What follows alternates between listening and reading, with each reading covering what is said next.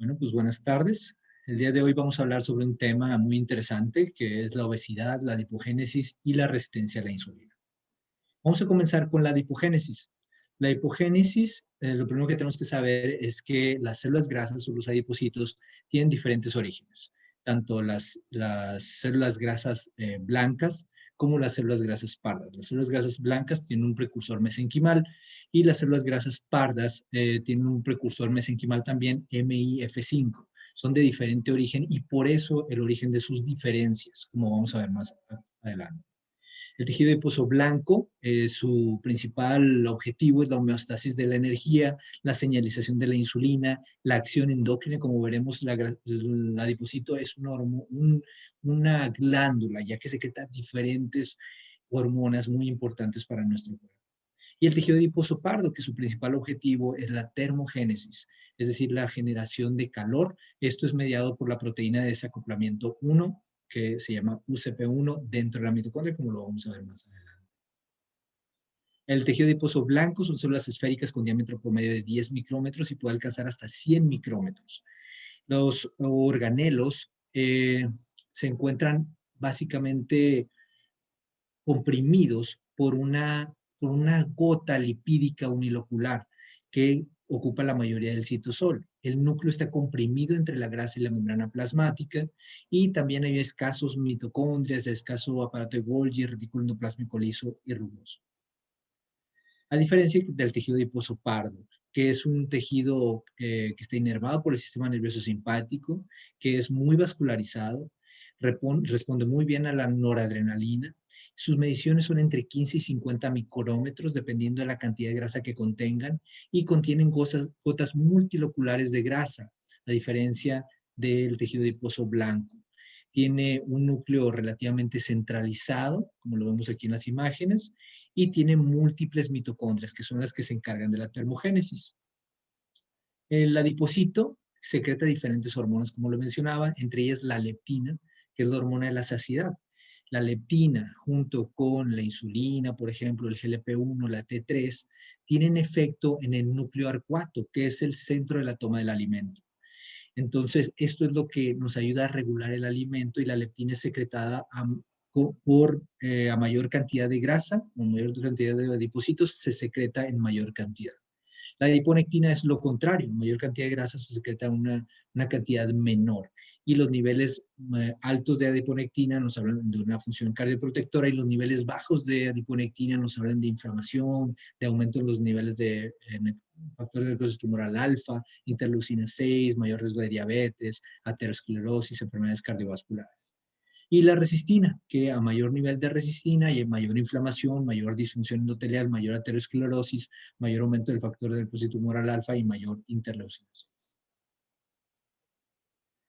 El tejido adiposo blanco genera toma de glucosa mediada por insulina y el tejido adiposo pardo no toma cantidades significativas de glucosa mediada por la insulina. Sin embargo, responde al sistema nervioso simpático, lo que les comentaba, la norepinefrina puede estimular la toma de glucosa en el tejido adiposo pardo independientemente de los niveles de insulina. El tejido adiposo blanco acumula nutrientes derivados de triglicéridos y los libera por lipólisis durante periodos de ayuno. Esa es su principal función, el tener una reserva de energía en caso de periodos de ayuno prolongados. El tejido adiposo pardo oxida su acumulación de lípidos en una vía productora de calor mediada por UCP1. El UCP1 se localiza en la membrana interna mitocondrial, como podemos ver aquí en la imagen, y reduce el gradiente de protones a través de la membrana mitocondrial, facilitando el flujo de protones del espacio intramembranal a la matriz de la célula, liberando calor en lugar de producir ATP. O sea, su función en la célula no es producir ATP, que es la energía, sino la generación de calor. Es decir, temperaturas subtermoneutrales, es decir, temperaturas bajas, estimulan al sistema nervioso simpático, esto genera liberación de norepinefrina y esto genera la termogénesis, la generación de calor. La T3 induce la diferenciación del tejido adiposo pardo, tiene mucho que ver con la función del tejido adiposo pardo. Las hormonas esteroideas, como los andrógenos, estrógenos y glucocorticoides, regulan la distribución de grasa en los mamíferos y los adipocitos expresan abundantes receptores de estas hormonas esteroideas.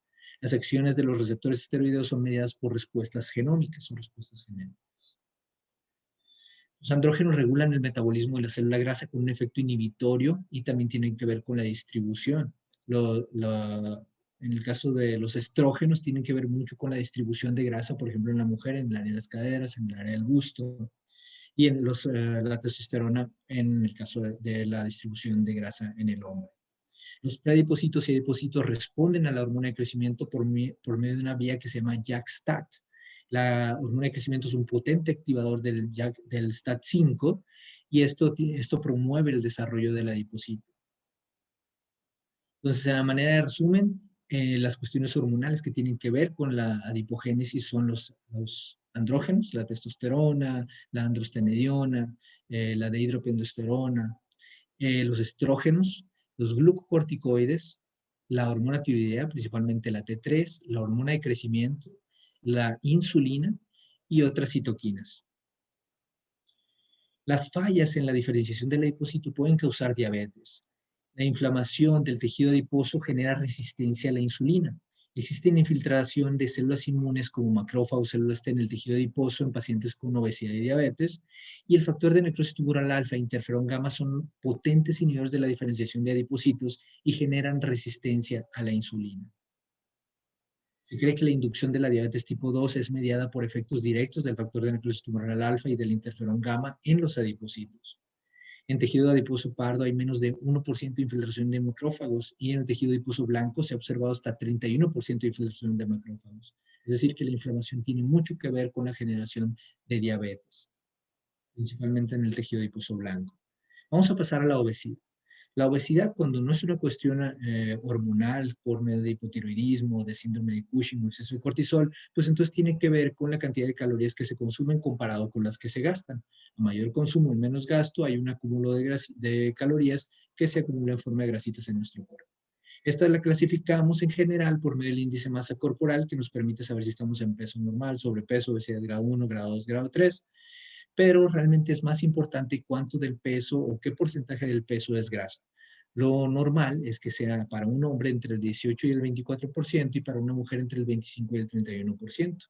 A mayor porcentaje de grasa, pues mayor riesgo de complicaciones por este exceso de grasita, como son diabetes tipo 2, como son hígado graso, colesterol elevado, triglicéridos elevados, síndrome ovario poliquístico, hipertensión.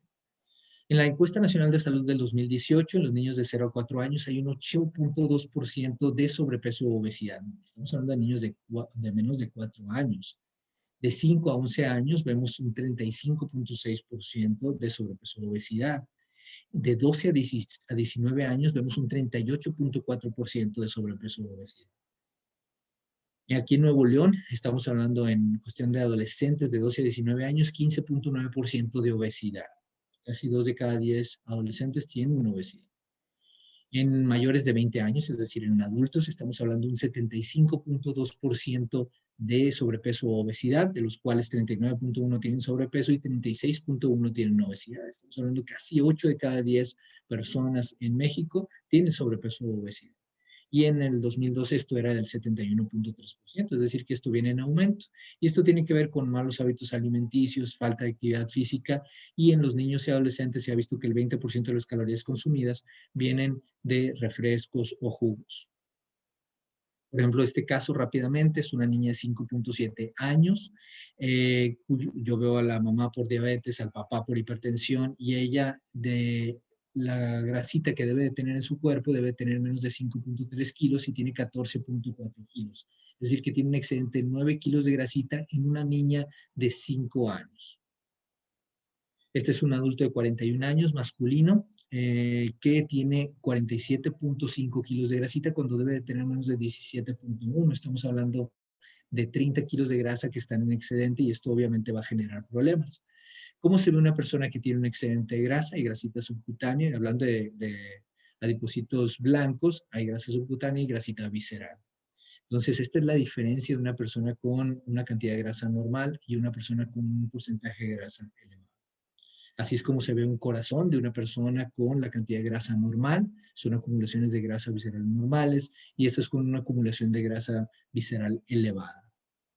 Vamos a pasar al tercer punto, que es la resistencia a la insulina. ¿Cómo se produce la insulina y qué es la resistencia a la insulina? Esta gráfica nos ayuda mucho porque nos ayuda a ver cómo desde que una persona empieza a generar sobrepeso, que empieza a aumentar la cantidad de grasita visceral, entonces la insulina no funciona bien, entonces el páncreas tiene que esforzarse más para producir una mayor cantidad de insulina. Eventualmente, esta insulina el páncreas se va a cansar. ¿Cuándo se cansa? Cuando ya menos del 50% de sus células beta están funcionales y estas siguen produciendo mucha insulina. A partir del diagnóstico de diabetes se considera que se va perdiendo un 4% de la secreción de insulina anualmente. La primera que se empieza a elevar es la glucosa postprandial y posteriormente se empieza a elevar la glucosa de ayuno. La resistencia a la insulina estaba en aumento y se queda elevada de manera permanente. Los efectos de la resistencia a la insulina la vamos a ver desde que empieza el sobrepeso, como lo vamos a ver más adelante. El páncreas es un órgano que solamente entre el 1 y el 2% de todas sus células son células beta, que son las que producen la insulina. La insulina, ¿cómo se produce? La célula beta tiene un receptor GLUT2 que sirve para que pase la glucosa hacia adentro de la célula beta. La glucosa, a través de la glucosa 6-fosfatasa, se transforma en glucosa 6-fosfato para entrar a la mitocondria y generar ATP. El aumento en los niveles de ATP produce un cambio en los niveles de potasio dentro de la célula que produce despolarización y esta despolarización genera que se abran los canales de calcio y el aumento en los niveles de calcio hace que se libere la insulina.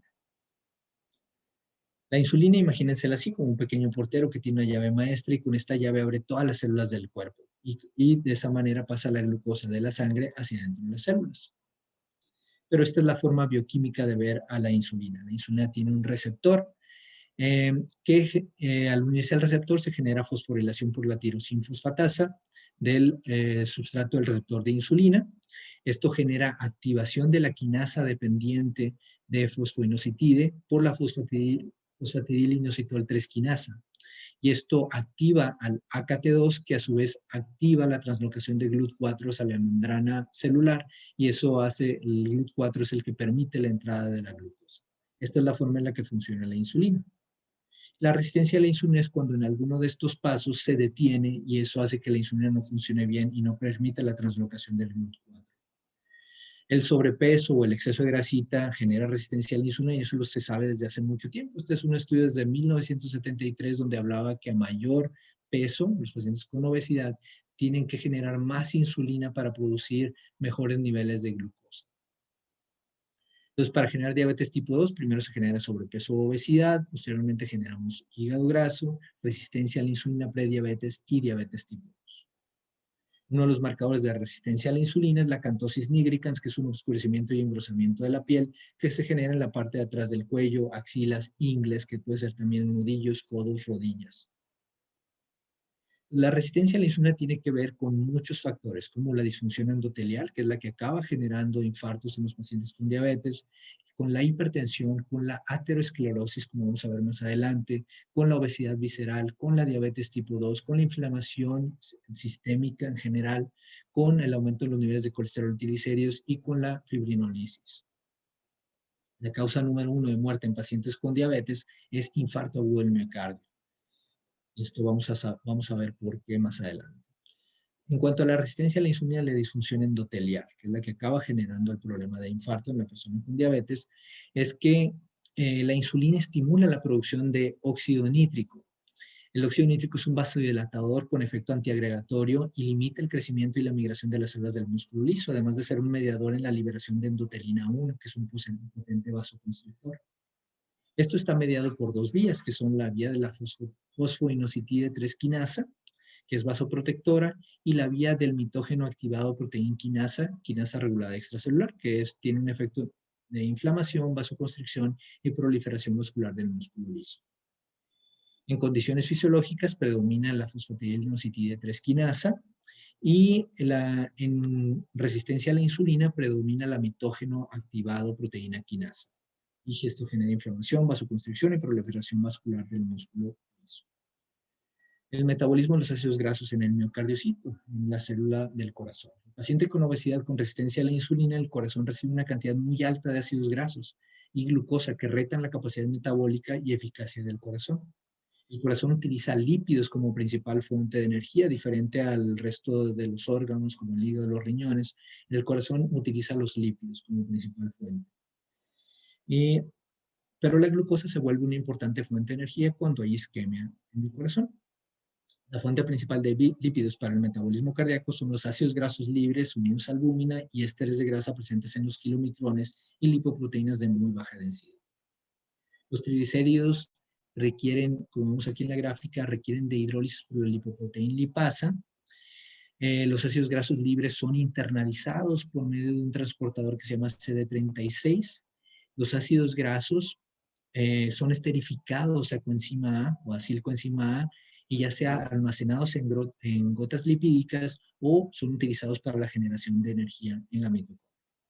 Cuando llegan a la mitocondria, en la membrana mitocondrial externa, pueden pasar libremente el grupo acilcoenzima A, pero para pasar a través de la membrana mitocondrial interna, ocupan que la carnitilpalmitoyltransferasa 1 separe el grupo acil de la coenzima A para que puedan pasar a través de la membrana mitocondrial interna y ya entrando a través de la membrana mitocondrial interna, la carnitilpalmitoyltransferasa 2 los vuelve a unir al grupo acil con la coenzima A para que puedan entrar a la beta oxidación.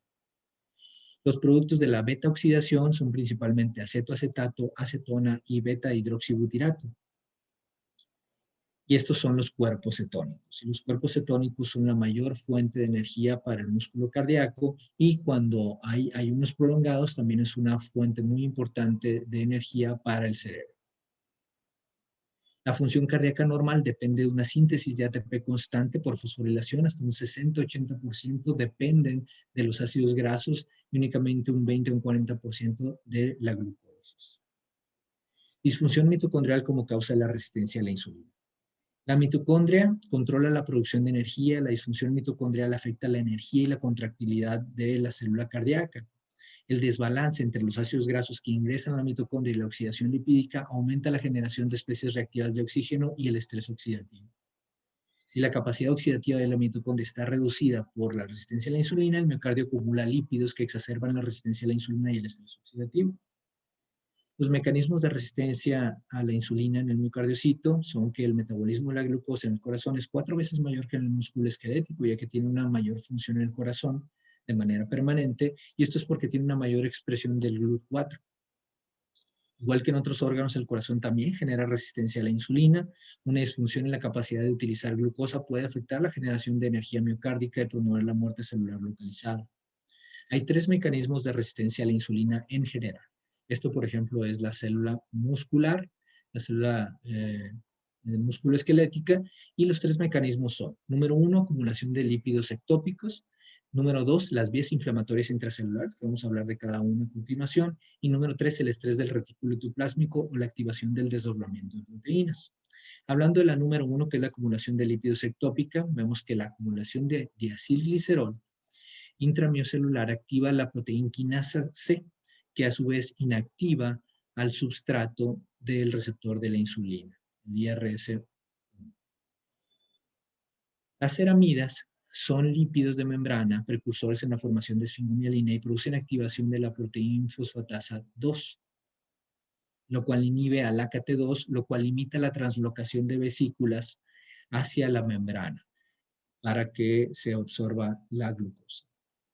El JNK1 es una quinasa activada por mitógenos que responde a estímulos de estrés como las citoquinas, la radiación ultravioleta, el choque térmico y el choque osmótico. La activación de quinasas C y un N-terminal, JNK1, inhibe al substrato del receptor de la insulina. Número 3, el estrés del retículo endoplásmico, la activación del desdoblamiento de proteínas. El retículo endoplásmico es un organelo que se encarga de proteínas de membrana. El estrés en el retículo endoplásmico produce un desbalance entre la carga de proteínas y la capacidad de desdoblarlas, a lo que se le llama respuesta de proteínas no desdobladas. La respuesta de proteínas no desdobladas activa 3 vías que producen resistencia a la insulina. La vía PKR-like retículo endoplásmico quinasa, la vía requiriente de inositol 1 y la vía activadora del factor de transcripción 6, la TF6. La TF6 es un factor de transcripción transmembrana del retículo endoplásmico regulado por estrés que activa la transcripción de moléculas del retículo endoplásmico. El retículo endoplásmico contiene membranas que a su vez contienen enzimas lipogénicas que aumentan el diacilglicerol. Resistencia a la insulina y heterogénesis. La resistencia a la insulina produce disminución de la activación sintetasa de óxido nítrico endotelial y la producción de óxido nítrico y aumento de proteína 1 de adhesión de células vasculares, lo que se llama el BCAM1. La resistencia a la insulina también promueve la apoptosis de las células del músculo liso endotelial, provocando un adelgazamiento de la capa fibrosa, y la muerte de macrófagos produce un efecto en la limpieza fagocítica. Esto promueve la necrosis de la placa. El adelgazamiento de la capa fibrosa y la necrosis de la placa pueden precipitar la ruptura de la placa y oclusiones trombóticas vasculares. Dentro de los mecanismos de resistencia a la insulina fuera del miocardio que afectan la salud cardiovascular son que el tejido adiposo afecta la sensibilidad a la insulina por la excesiva liberación de ácidos grasos libres a la circulación. El factor de necrosis tumoral alfa y la interleucina 6 generan resistencia a la insulina por la supresión del sustrato del receptor a la insulina. Las adipoquinas, como ya las vimos, los bajos niveles de adiponectina, los altos niveles de resistina, generan una mayor resistencia a la insulina y aumento de los niveles de factor de necrosis tumoral alfa e interleucina 6. En el cuerpo carotídeo, cuando una persona tiene obesidad o consume una dieta hipercalórica, genera inflamación, genera especies reactivas de oxígeno, genera hiperinsulinemia, y esto genera una sobrereactivación del cuerpo carotídeo. Esto genera un aumento en la actividad del sistema nervioso simpático, que a su vez genera aumento de la resistencia a la insulina e hipertensión. En el tejido adiposo perivascular, la inflamación del tejido adiposo perivascular promueve la resistencia a la insulina en la vasculatura, generando la falla en la respuesta vasodilatadora mediada por insulina y el remodelado vascular. En cuanto a estrés del miocárdico en la resistencia a la insulina, pues sabemos que el corazón del paciente con diabetes se enfrenta a numerosos tipos de estrés, como la hiperglucemia, la hiperlipidemia, la inflamación, la resistencia a la insulina, de lo que venimos hablando. Y esto genera cambios estructurales en el corazón, como hipertrofia concéntrica del ventrículo izquierdo, cardiomopatía dilatada y fibrosis extracelular. Dentro de los cambios metabólicos del corazón de la persona con diabetes encontramos la oxidación lipídica aumentada, la acumulación intramiocárdica de triglicéridos, la capacidad reducida para utilizar glucosa, la resistencia a la insulina, el estrés oxidativo con aumento de las especies reactivas de oxígeno, la disfunción mitocondrial de la que hablamos y la apoptosis celular. Muchas gracias.